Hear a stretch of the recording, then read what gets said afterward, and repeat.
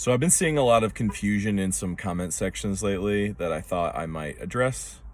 So a lot of people talk all the time about candy cabs, but they don't seem to really know exactly what is or isn't a candy cab. And a candy cab does have like a fairly universal standard definition for like what it is. Like a candy cab has defining features. So I'm gonna talk a little bit about, so what actually is a candy cab? So there are basically 5 defining features that make a candy cab different from any other kind of arcade cabinet. Though it's kind of far from the definitive candy these days, the name candy cab is essentially originally a reference to the Neo candy, which was, I guess, the original candy cab, at least by name. The name candy cab is a super catchy name, so of course it caught on, and now you can identify lots of different cabinets as candy cabinets. Characteristic number 1, solid body. Candy cabinets have a solid frame, like a solid unified frame, which can either be made out of metal or fiberglass or whatever, but it's like one piece. A candy cab is just, one piece of machinery, not like a separated piece. There's no pedestal. There's like American style showcase cabinets with the podium, with the control panel. Yeah, that's not a candy cab. Characteristic number 2 is seating. All candy cabs are sit-down cabinets.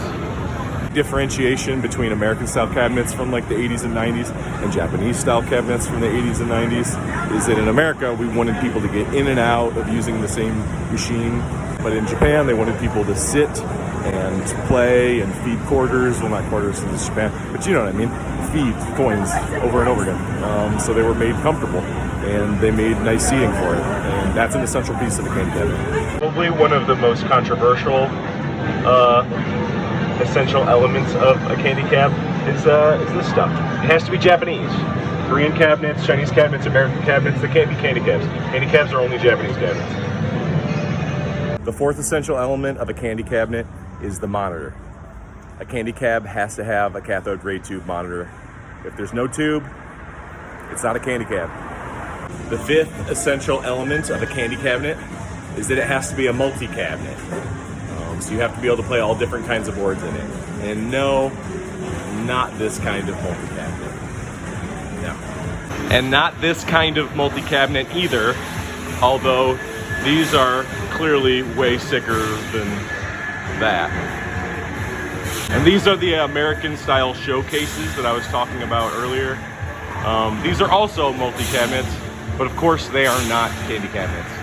At this point, you're probably asking yourself, isn't this a video about candy cabinets? How come he hasn't shown us a single candy cabinet? By the way, this is the closest we've come so far. This is the closest thing. This is the closest thing. Where are all the candy cabinets? Clearly not at the arcade. Though there is still some undeniably sick things to find in arcades. No, I haven't shown you a single candy cab so far. All of the isolated elements,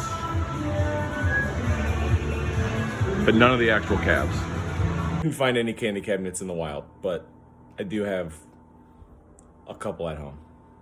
Most of the candy cabs in the United States are in people's private collections.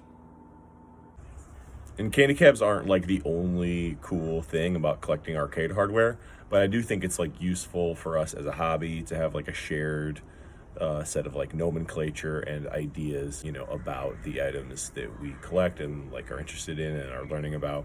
So yeah, knowing the difference between candy cabs and any other kind of arcade cabinet, I think it's kind of helpful.